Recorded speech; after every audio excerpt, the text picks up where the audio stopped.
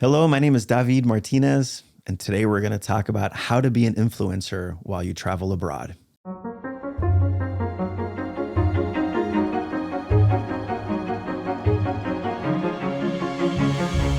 I was on a trip leading students.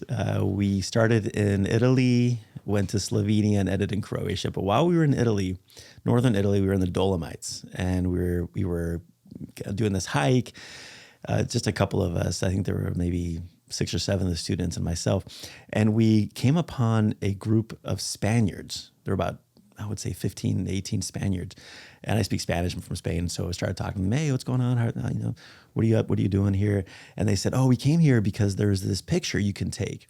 Check it out. And they showed me there was an influencer with this pose, with this like waterfall in the background, or I forget exactly what it was. And I said, oh, wow, that looks really beautiful. And he said, don't worry, don't bother going because it's the wrong season. There's too much snow and it looks awful. So don't even bother. I mean, it's just up the road here, but you shouldn't even go. And that got me thinking a little bit about this, this kind of newer thing. I'm a bit older, but this idea of influencers, of taking pictures, and not just now taking pictures, but now we're going to follow these influencers around to these different places to get the exact same picture. And I can't help but be a little bit sad about that. It seems to take away a little bit of the adventure or the kind of finding those spots on your own. Even though maybe in my age, I guess when I was young, like the similar kind of thing would have happened. I would have seen a picture in National Geographic, or I would have seen a picture in some magazine and be like, I need to go see that place in person. But I don't know. I'm a little bit conflicted with this sort of social media, influencer, Instagram kind of way of traveling. Yeah, well, it feels really new to guys like you and me, but it's been happening in little chunks for centuries.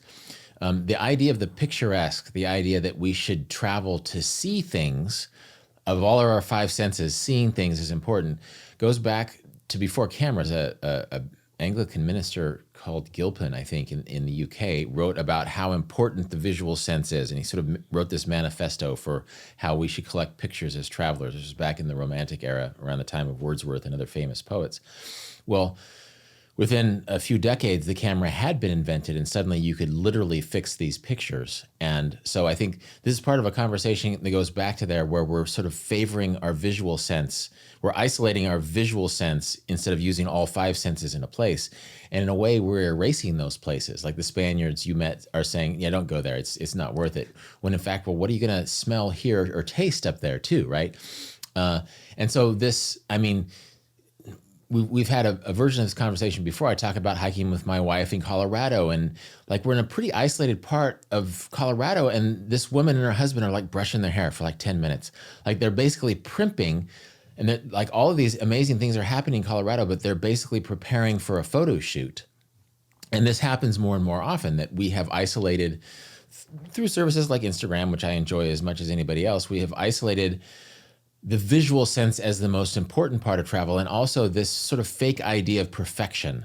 That the big cliche is that you have 200 influencers standing in line on a beach or a cliff to take a picture that makes it seem like they're the only person there. And that actually we're having less enjoyable experiences of travel, even as our photos show us having this amazing time, because we're performing a version of travel for people who aren't even there. And so the sad part of this, I think, is that instead of enjoying a time in a place in its all 5 senses with the people we're with, we're sort of trying to harvest, air quotes, likes from people we don't know and may never know, by being more impressive than the other people who come to this place and have also taken this picture. We're sort of in this hermeneutic loop where we go to the place because of a picture, and then we take a picture that we try to make as much as possible like the picture that brought us there, forgetting that there's all these other amazing things that are way more affecting than the picture itself. Yeah, and I guess the critique or the response could be something along the lines of, well, they're going to also enjoy it. They're taking this picture for the likes in some way, depending on your level of influenceability. I don't know. You're going to make more or less money, or maybe you're trying to achieve this dream of being an influencer. And so we're going to get the picture. It's going to take 30 minutes or however long it's going to take. And then I'm going to go enjoy. And so maybe there's a way to have it both ways, potentially. I'm not entirely sure. I also am on Instagram and, well, I mean, I post something every couple of months, but I'm also older. I understand, that there's new technology all the time. And this is the way people are now connecting. This is how they communicate. This is how they travel. But there's another part of this, which is, how ubiquitous it is, how the phone is always there for all purposes. It's not just to take pictures. It's also to help us navigate. And so that's where I'm a little bit conflicted because I have a horrible sense of direction. I get lost very easily, but I never had any problems necessarily. Yeah, I got lost a lot, but I was never in any real danger before I had a smartphone. But now the thought of going to a foreign country without this ability to easily navigate to a different place is a little bit terrifying. But that also takes away the opportunity to what I used to do, which is ask questions, and that's another way to get to know people, right? Another way to enter the culture. So I think there's a lot of things here with taking pictures for social media, but also using your phone, and then this constant pull to always be looking at your phone, which then detracts from or hopefully one of many reasons why you wanted to travel, right? Beyond taking pictures, right? Yeah, it's a habit of home that we bring with us. And again, it's hard not to bring your phone these days because it's your GPS, it's your camera, it's your guidebook in a certain sense. It is your restaurant recommendations, and it's a way your to translator as say well. hi. It's your translator. It's a way to say hi to mom. It's a way to post and impress people on social media. It's hard to not use. I mean, I've been fairly critical of smartphone technologies since they were available, but I remember one day sitting in a hotel in North Carolina and thinking, well, I wonder what the weather's like. And so instead of going outside, I opened my weather app. I was 10 steps from being outside and opened my weather app, and it's sort of this Homer Simpson dolt moment where it's I critique this all the time, but now I'm beholden to the same things because it is convenient. And so I think one danger of this is a generational thing. If you have experiences of just asking directions when you're lost, or striking up a conversation when you're bored, as we have as non-digital natives, then it's easy to critique people who have never had that as an option. I think when we're bored, for better or for worse, phones give us distractions. When we're bored, even for a few minutes, we can do things like listen to this podcast, right? But humans are so resourceful, and I think travel is one thing that reminds you of your resourcefulness as a human and of the kindnesses that we extend to each other as humans. And one way to not really travel is to be looking down at our black mirror all the time instead of looking out at the world and interacting in that way. And so in my new book, The Vagabond's Way, I talk about how in 1999, virtual reality technology was pretty new in a place like San Francisco. And there's this article in the San Francisco Chronicle that says, thanks to virtual reality technology, you can travel the world without leaving your home. Well, 20 years later, now it's now you can not leave your home when you travel the world. That was the idea. That's that you have this virtual reality screen that could take you around the world. Well, now you have this little, electronic umbilical cord in your pocket, and you're sort of doing the same things that you do before. I mean, again, to level the critique at myself, a few years ago, I was in Sumatra, amazing place, on this really isolated beach. For $18 a day, I was getting 3 meals and a place to sleep. I could swim in a reef of butterfly fish, but sometimes in the evening, I'd come back and listen to podcasts that I'd downloaded because it's a way to burn off the time, and maybe it was fine, maybe it's not. I'm not sure how self-critical I'm going to be, but just 10, 20 years before then, I would have been forced to make sense of that evening. I would have talked to the people who owned that. I would have gone for a little walk in the jungle, or I would have just sat in my boredom and read a paper book or something. And so I think that this is generational or not, it's an ongoing conversation that is a part of how we all travel these days. Yeah. Yeah, I think I'm conflicted as well. I often don't plug my phone in at night. In fact, right now, my phone is at 30% or something like that. And I often talk about how the happiest moment in my life is when my phone runs out of battery. because then I'm just not going to hear this buzzing, the emails that come in, the messages and so forth. My wife gets frustrated, of course, because this is a way to communicate. But one of the happiest, or one of the most memorable trips for me was a week in Cuba some years ago, 10, 12 years ago. And part of the joy of that trip was, there's no data. I didn't have any access to the internet. As I'm walking, there was internet. There wasn't even Wi-Fi at the hotel. There was a computer, like old school. You go down to the lounge and you could log in. And I think in 1 week I logged in once or twice. It was really slow internet. I sent a quick email to my wife. But for a whole week, there wasn't this like constant buzzing sound in my pocket. And after a couple of days, you kind of get used to other things that you enjoy. And I'm sounding really old right now, right? You could hear the birds chirping, but that's the culture that was there in Havana, the main plaza, Plaza Revolucion, where tons of people congregate and they talk to each other and they share news and they play chess and they talk about baseball and to be immersed in that for very vibrant and collegial kind of conversations. It was amazing. It was one of my most memorable trips that I've ever taken, and I attribute a large part of that to my lack of a phone, for lack of a better word. But at the same time, as you say, I cannot think of a situation in which I would go on a trip and not take my phone with me. I don't know that I could do that. Lately, every so often, I've tried to leave my phone at home, just to see what happens, right? And it's funny because you and I both, we didn't grow up with cell phones, right? And so we learned, and maybe at the beginning it was a little bit different, but now it's an extension of who we are. Would you ever travel would you ever go to a foreign country without a phone? Is that something you would consider as kind of an experiment, as it were, and then write about it? Right. Well, it's funny that's a stunt now. To travel Right. without a smartphone is this crazy stunt that you can do to write about. Actually, when I went with my wife to Paris last summer, we didn't get data plans. And so we could use it on Wi-Fi at our Airbnb. But when we were out in the streets, we could use our phones as cameras, but not to use for other sorts of information. This was intentional. Like it was intentional. To Yeah. do this. Yeah. We just decided not to get that as a data plan. And so what we did is, she's a big foodie, so she would find the restaurants that she was curious about and mark them in pencil on our paper map.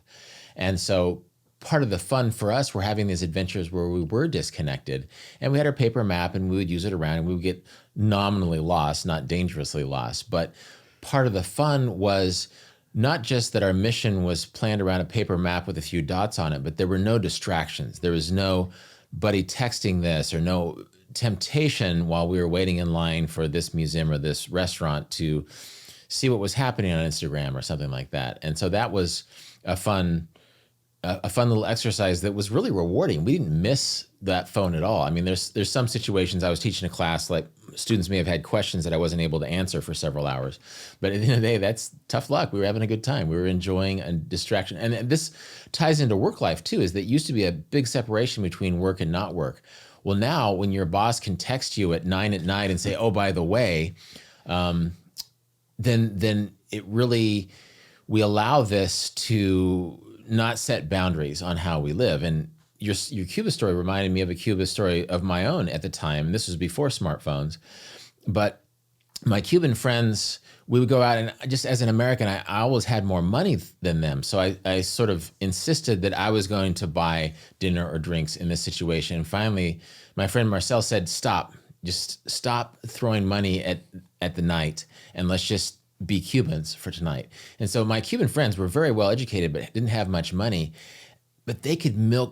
I don't know how many times we stayed up till 3, 4, 5 in the morning, not spending money, walking around, having conversations, maybe pooling what money we could scrape together. They wouldn't let me pay more than my share to get a little bit of food or something to drink. And that, as a constraint, was part of the joy of that exercise. Just like the constraint with my wife in Paris of not having an active cell phone for anything besides photos, it made things interesting. And so I think sometimes so many problems can be solved by a thing like a phone that we realize that the constraint of certain problems makes your day more interesting. And so just like we had a blast, we didn't stay up till 5 in the morning in Havana just arbitrarily. Yeah. We were doing it because with very little money, we were having a great time. And of course, Cubans stay outside and stay up late in a way that maybe other cultures don't. But I love that. And so I think maybe for people who are digital natives and don't have the perspective of not really ever not having a smartphone, find a way to play games with it, do a stunt, just maybe it can be a show-offy thing in its own way. It's like, yeah, we're going to spend the next 4 hours with no data from our phone at all. We're going to walk around. We're going to walk until our day becomes interesting. And that can be a blast. And that can be rewarding in a way that you need not throw your phone away, but you can put it away for a while and see what happens. And if it's the worst experience of your life, which it probably won't be, it's probably going to be fine, then you can use your phone all the time anyway. But it's so not necessary. Humans have been traveling for millennia without smartphones, and it's been fine. It reminds me, my brother-in-law, when he came to visit us in the United States, he lives in Spain. He and his wife, and they opted to not get data, and they opted not to get a GPS. And so they're going to travel, and they did this cross country thing. They were in Detroit, they like in these cities and so forth. And part of the choice or the decision is that all of these devices and the GPS, it kind of numbs the mind, was his kind of critique of these technologies, and he wants to be able to figure that out. He wants to be able to the direction, old school maps, and so forth. And to me, for some reason, that sounds terrifying because again, I have a terrible sense of direction. But I did the same thing. And by the way, my brother-in-law is very minimal in his digital use. He still has a flip phone, famously, right? He's got this Nokia old phone. Yeah. Refuses to get a smartphone, and so forth. So that's kind of his mentality. But I remember a trip I took across country where I refused, or I didn't have very much money, but I was stopping at different gas stations along the way and looking. They used to sell maps. I don't even know if they sell maps anymore. The Rand McNally or whatever the maps were. And I'd look at the map and kind of try to figure out, jot a couple things down on a piece of paper, and then keep driving. And that was fun. I mean, I think back now to that, and you're kind of more, at least in my memory of it, you're kind of more in the moment and present. You're looking out for certain things. Whereas with the GPS, you're kind of distracted. You're not really paying attention to which turns. And so this is where, again, I'm conflicted because I still use my GPS in Newburgh. In fact, I used it yesterday to take my daughter to piano classes, and the house is like literally 5 minutes away. But it was just easier to put in an address than it is to kind of figure out which roads they are. But I want to switch back to go back. We've talked a little bit about social media, and because I think it's connected right with this cell phone use. Constantly looking down. How do we navigate this, and how do we talk about this without coming across as two old guys who are like, social media bad? Right? Is there a way that we can kind of, I don't know, reconcile these two ways of traveling?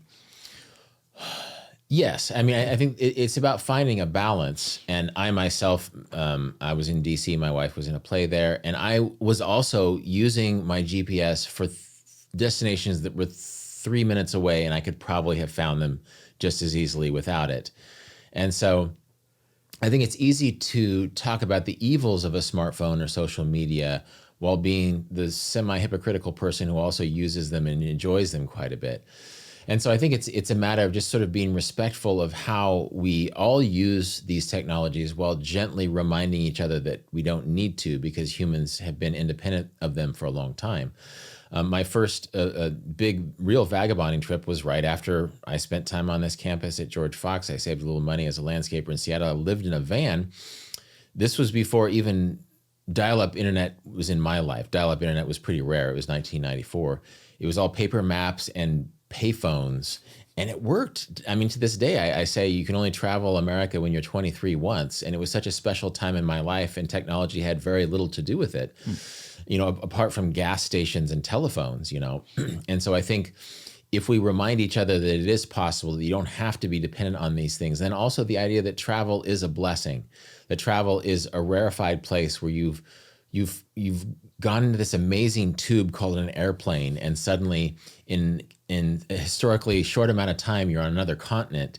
experiencing this place, and that you're really robbing seconds of your life every time you're looking down at your phone instead of looking up and around at this place that is so affecting and can teach you so much and humble you in so many ways. If you would just get over that uncomfortableness that you always default to phone mode with. And again, we don't want to be the shaking our fist at another generation, get off my lawn guys, but I think it's good to gently remind each other that there are other ways to navigate through landscapes, and that some of the earliest pilgrims of antiquity were pilgrims, like people like Agaria, who traveled from Spain to the Holy Land years ago, just sort of using the kindness of strangers and what little information she had. And this is before paper was very common, right? Not only were there no guidebooks, there wasn't much paper. And so she just went from way station to way station, as a person of faith, and she was delivered, and we still talk about her almost 2,000 years later because she was a person who just did it. She didn't have a smartphone or anything, right? And actually, this is a time, she was a woman too. There were certain attendant dangers in traveling as a woman. But she just made it happen, and she made it happen in a memorable way. And some of the great things about reading her journals are just how grateful she was, that she really loved that these monks in the Sinai were a host to her, and she was grateful for that. And I think sometimes our smartphones turn us into consumers of life, where we're going to put up an angry Yelp review at this day, when we should remember to be grateful in whatever form the day takes shape for the blessing that day is. And I think that if we're always locked into look down at the Black Mirror mode, then we're being less spiritually present in our lives. Yeah. We're less likely to be grateful and to take advantage of the blessing of that life is. That reminds me of, you mentioned earlier the distraction. There's a great book called The Shallows by Nicholas Carr, published some 10 years ago or so, and he talks about the internet. We see the internet as this, all these as a tool, as a way to do things, but really the internet is a source of distraction. And I think that has helped me understand, as we're talking about boundaries and balance, that, the internet can do a lot of things, but if you see it also as a source of distraction, maybe it becomes a little bit easier to let go of that source of distraction, particularly when you travel, because I think you are going to miss out on a lot of things. If you, as you say, if you're always like looking to fill your time, and be distracted as you travel, because that's not, presumably you didn't travel to do the same things you're doing back at home. So I like that. I think a good metaphor here is smell, which is the slowest scent. There's a Swiss Korean philosopher called Byung-Chul Han who wrote a book called The Scent of Time. He's basically saying it's not the number of experiences that make life meaningful, but it's the duration of those experiences, which is sort of an abstract way of basically saying that, like, you can't replicate smell through your smartphone. You have to wait for smell. You can't rush through a bunch of different smells. And like, I'm sure some people are maybe listening to this podcast on double speed. You can speed up sound. Or take away the spaces in between, right? Or you can, Right, yeah. And actually, like, the metaphor for a smartphone, you're sweeping through, you're going through Instagram one after another, beautiful photos that generations ago people never saw in their lifetime, and you're just flicking through them. You can't do that with smell. So I think if you use smell as a metaphor for what you might be missing if you're rushing too much, then that can make you more present in a place and make you realize that it's more than just that photo or that noise or whatever is going on, that you have these other senses that can deepen your life. And again, Americans, we're a culture where rich people will eat standing up because it's more efficient, and barely taste their food, whereas people in poor countries will spend a lot of time with their families, which rich people often don't have a lot of family time, slowly cooking a meal, whether they can afford, and eating it together in ways that we forget that form of wealth is something that we ignore now. Or coffee. The idea of coffee to go, it was pretty rare. I think it's a little bit more common in Europe now, but this idea, like a drive-through, and we have a ton of them in Newburgh. You don't have enough time to sit down and have a cup of coffee. You have to do that on the go, on your way to doing something. Yeah. Yeah, no, I had friends who visited me in Paris, American friends who were like, "Where's the Starbucks?" It's like, well, every place has coffee. Every little place has coffee. But yeah, but I want to walk with my cup. And it's like, well, French people don't walk with their cup. Yes. And in fact, they have these little zinc bars in Paris where you get a shot of coffee. Like the reason that espresso culture is about not walking with your cup, but like getting your caffeine fix and then walking, right? And I think America is influencing these cultures too, but there's a time in a place like Paris, if you were walking and eating a sandwich, then you were a crazy person because nobody would do that. Why would you walk and eat and drink a cup of coffee or a Coke at the same time? Well, it's American efficiency culture that's bleeding in other places. And maybe it's, as tourists, we want to do as much as possible in Paris. But again, Parisian people are not doing that. So relax and be Parisian for a while and enjoy a slow lunch or You coffee. forgot you have to do all those things, and you got to take a picture of it, and you got to get a selfie of it so that you can Exactly. post it to Instagram. Oh my gosh. No, I remember I was in, so the influencer phenomenon, it's another one of those finding a balance things, because it's one of those things that you love to make fun of. And yet I also post to Instagram. Again, I don't have aspirations of ever making money on Instagram. I remember when I was in Split, we took this boat tour, went out to this quaint little town, and I saw what I imagined to be either a model or an influencer of some sort. And she was wearing this beautiful kind of long dress, and these two dudes were kind of up to her side, and they were kind of spreading it out, and then they were letting it go, and it was like fluttering in the wind. And then they were snapping a shot of it, right? And I observed this for about 15, 20 minutes or so, and they were all miserable. They just looked like they were having the worst day of their life. But for a split second, when the wings or whatever they were fluttering, they were smiling, and I remember feeling kind of sad for them. This is, again, I don't really know. I'm reading into the situation a little bit. I don't know. Maybe this is her job and this is how she makes a living. But it speaks into this sort of influencer thing where we're creating a reality that's not really the reality. And I'm conflicted because I also travel and I want to get that selfie with the shot and, with the beautiful waterfall in the background. I want to share this with people.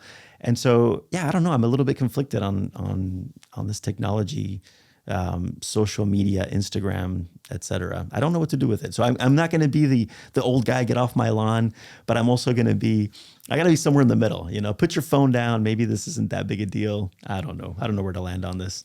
Yeah, it's like we're performing our lives instead of living them. And I think this is something we can mitigate maybe by just giving ourselves a quarantine, like, okay, 1 hour of phone time a day. We're going to harvest all the pictures of us pretending to have fun, and then let's actually have fun. And again, it's tough. Even, I think I was telling you the story about the influencers I ran into in Colorado the other day. I showed you a picture I took of the influencers and my wife in Colorado. So we're hypocrites. Even our critique of influencer culture is often best told by the picture that shows our ironic picture of the influencers, right? So I think just unplugging insofar it's possible. Maybe if we can't all be Luddites and throw our phones in the ocean, but maybe if we put them in our pockets and keep them on airplane mode and just force ourselves to pay attention. It's a theme that comes up a lot in my new book, is that by paying attention to life is how we get things out of it, and by paying attention to other people, not mediated through a phone screen, is how we make connections with those people. And so it'll be an ongoing conversation. You and I, as aging dudes in a studio in Oregon, are not going to have a silver bullet that will always make sense for everybody. But I think if it becomes a conversation, if the questions raised by the complications of social media continue to be a part of the conversation, then maybe we all as travelers can live a life wherein our technology is helping us more and hindering us less if we allow it to. But to be honest, let's be honest, and it is kind of fun to make fun of the influencer culture a little bit to some extent. One of my favorite, you were talking earlier about the there's an Instagram account that kind of tracks this. It's called Influencers in the Wild, where you can sort of film influencers influencing. And of course, if an influencer out of context is ridiculous, because somebody doing a twerk dance in the middle of a street in New York is actually sort of a nuisance. It might look good through the selfie lens, but it actually looks absurd in other situations. So I guess that's my little plug. Influencers in the Wild. It's a guilty pleasure where you just go in and see people who are telling their own stories through a very narrow phone lens, who just look absurd in the wider lens of the world that they are trying to perform themselves in. Okay, I was in Quito, Ecuador, some years ago, and we went to the center of the world. There's like a monument where this I've is been where there, the yeah. equator. Yeah, it's not actually there though. You know, it's Right. like it's a little bit further down the road, but they kind of made a mistake, and so the monument is still there. And there was an influencer with a couple of dancers, and they were doing this dance right in front. And I joined them. I went up there and with a couple of my friends. It was a juniors abroad trip, and several of us got in there, and we kind of learned the dance. And no, it wasn't juniors abroad. It was a study abroad thing I was there for. Anyway, and again, this is one of those things where I join ironically? Was there a part of me that was kind of, I'm going to be on this person's social media viewed by thousands of people? In my mind, I was making fun of it, right? I was doing it ironically, but anyway, again, it's one of those things where it's a lot of fun to make fun of, and but still very much a part of travel. You know, it is everywhere. We've talked about Nicholas Carr's book, The Shallows, which again I think is very helpful in this conversation, because you can see the internet as what it is, which is GPS and all these other tools. But if you reframe it as a source of distraction, it can also give you those moments where you can put the phone away. But there's another great book called In the Absence of the Sacred by Jerry Mander. And in the book, he talks a lot about how we have become very good at, or we're attempting to fill our time. We become time fillers. Like here we have a chunk of time, we have to fill it with something. And so there's this idea that if you're scrolling, you're actually doing something. You're reading the news, but you're not really reading the news. You're just kind of reading headlines. And so in this book, he's encouraging us to, as you've mentioned, slow down, and let the trip happen to you. Let these experiences come to you, and that's going to be way more fulfilling. Yeah, I was thinking that The Shallows is actually kind of an old book now. I think that every time a book that is written about technology, it says some true things, but then technology shifts and there's even more to say about it. And so a book that I have read recently is Ginny Odell's How to Do Nothing, Nice. which is sort of about not filling your time with pointless distractions. It's a really smart book. She has another book coming out this year about time that I have yet to read, but I want to read. But then I mentioned Byung-Chul Han's The Scent of Time earlier, which is a very difficult philosophical book that is sort of addressing these questions of how to live, really. They're technological questions, but it's like, how do you live? And so one thing that just popped into my head just now is like Thomas Merton or Thich Nhat Hanh, people who write about spiritual issues. At the end of the day, even though it's technically about technology, it's sort of about how to live. It's these more spiritual questions of how to live. And so, like I like Ginny Odell's book. I'm familiar with the book The Shallows. One thing that my wife and I do often, we start our day by reading Thomas Merton or Thich Nhat Hanh or a poet like Mary Oliver, and that cuts through the technological moment we're in to these basic questions of how best to live. Mary Oliver's poems are often about nature, which doesn't change that much. Thomas Merton his writing is, who is a Trappist monk, is very much about contemplation. And he was very, he, in his own 1950s way, was trying to balance the modernity with the more ancient spiritual practices. And so I think this is a conversation that isn't unique to travel, because travel forces us out of our comfort zone at many levels. If we continue to hold in that zone of discomfort, we can really grow in multiple ways by putting our smartphone in our pockets for a few hours. It's crazy to think about. Or, and hear me out, leave it at the hotel. Ooh, Gasp. Yeah.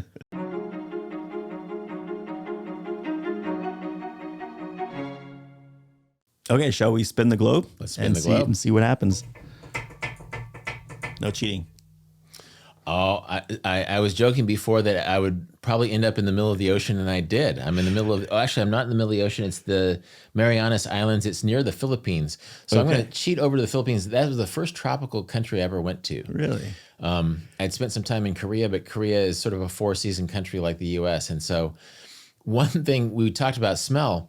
When I stepped off the plane in the Philippines, my nose knew I was in a place I'd never been to before. That everywhere you go in a place like Manila, it's like the smell is turned up to 11, to use an old metaphor from the 1980s. That basically, again, if the scent of time is slower, then in places like a tropical country like the Philippines really puts you into the sense of smell, because it's like, there's a little bit of spice and a little bit of fruit, and I think that might be feces or something. and it's just like, there's just so much more richness in the smell sense in a place in the tropics. And of course, I've traveled to many other places in the tropics since then. Some of my favorite places in the world to travel are places like Thailand or Myanmar. But yeah, that was my first taste of a tropical country. And I used taste, that's one sensory thing, and I ate some great food there, but the smell was it just blew my mind that any place could have that many smells going on at the once. same time. Yeah. My wife and I were living in Taiwan, and we had heard about the swimming with the whale sharks in the Philippines. And so that was what we decided to do for Chinese New Year. So this is a rookie mistake.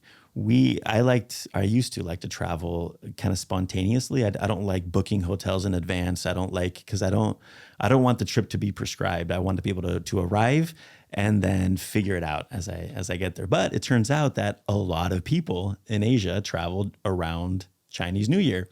So we arrived in Manila, went to Legazpi right outside there. We swam with the whale sharks. It was one of the most incredible experiences. I'm going on a juniors abroad trip this year, taking students to do this swimming with the whale sharks. And then we went to Palawan and went up north to El Nido. It's this very small town, and there were no hotels, no hostels, nowhere to stay. And my wife and I were walking around this town trying to figure out, where are we going to sleep tonight? And we ended up in this restaurant. The owner happened to be German. My wife is German. We're chatting back and forth, and we're like, there's nowhere to stay. And he said, oh, you can stay in our back patio. And sure enough, he had 2 benches right, I'm talking maybe 30 meters from the beach, from the water. And that's where we spent the night, trying to get some like mosquito nets. And it was a memorable experience. I had a great time in the Philippines, but it was a good lesson too. If you're going to travel around Chinese New Year, maybe that's a time where you should prescribe the trip a little bit and make some plans and book some hotels. But I loved it. Loved the food, incredible food. And yeah, I had a great time in the Philippines. That's a constraint too. Like just sort of talking about how leaving your phone in your hotel is an interesting constraint, or not letting your Cuban friends not letting you pay the bill all the time and using less money to have a more interesting night. It's a similar thing. If you travel during a high season, then you have certain constraints that will force you to find the place where you sleep on the patio. Yeah. Also, tourist low season is interesting too. Oftentimes, tourists never go to this part of Thailand because it rains all day, every day during this time of year. Well, sometimes you go to a place where it rains all day, every day, there's no tourists, but local people are interested in you. And so again, I think it's an interesting thing that has come up in this conversation is the idea of constraints, which we sometimes think of as bummers. Oh, we're here during Chinese New Year. There's too many people here. Oh, my phone battery is dead. Oh, my Cuban friends aren't letting me spend all this money I have. And then all of a sudden you have this really interesting experience because you've pushed outside of that comfort zone into a different kind of constraint that has given you the blessing, again, of a unplanned, spontaneous experience that allows you to be surprised. Yeah. Well, as always, we should travel more, you should experience new things, and you should be careful most of the time. This video podcast is a production of George Fox Digital. To find more material like this, you can subscribe to George Fox Talks on YouTube, Apple Podcasts, Spotify, or wherever else you listen to podcasts. Our team really appreciates your feedback in the form of likes, comments, and reviews, and we'd really love to hear what you think. To sign up for our weekly email list and to keep up to date with the latest episodes and publications, you can check us out on the web at georgefox.edu/talks. Thank you for listening, and we'll see you in the next episode.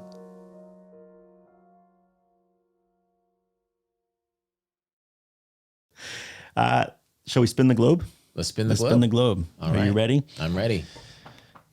I'm not cheating. Ooh, wow. I have West Africa. When we spin the globe, I'm always afraid I'm going to land in the middle of the ocean and have nothing to talk about.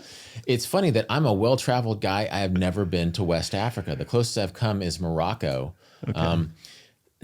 we can spin the globe again, but as an aside, I have this little game called You Don't Know Africa. It's sort of this geography quiz game on my smartphone, actually, to learn your geography, because I haven't traveled in West Africa. I didn't know the geography very well, but now I do know that it's the Ivory Coast, right? Nice. Very good. I also have not been, well, besides Morocco, which we've already talked about. I've not been to West Africa either, but it's funny you mentioned Africa. I play on my smartphone Wordle and several of the Statel and there's one that's the geography one where it gives you the shape of the country and you have to guess the country. And when I get close to the country, when I realize that the country's in Africa, I normally give up because I just don't know geography too well in Africa. That was pointless for the podcast, right? Should we spin it again? Yeah, you want to just do that? Sure. Yeah. That was gold, though. Gold, I tell you. All right.